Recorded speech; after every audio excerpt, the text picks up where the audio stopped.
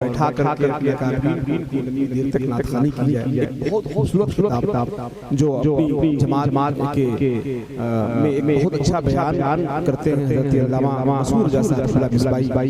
गालिबन आप की तकरीर पहली बार पार्टी में सुन रहे होंगे, इतने बड़े मेहमान।